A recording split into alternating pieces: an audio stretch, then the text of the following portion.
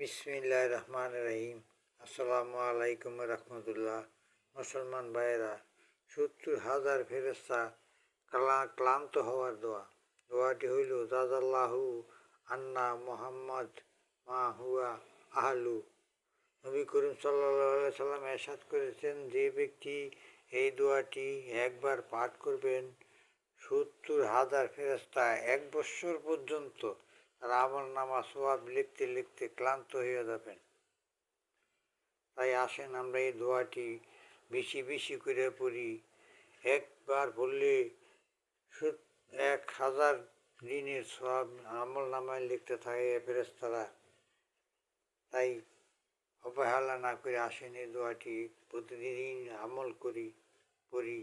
অনেক নেকি হবে, অনেক সওয়াব পাবো। সবাই ভিডিওটি একটু শেয়ার করে দিবেন। সকলের কাছে অনুরোধ রইল। আমিন।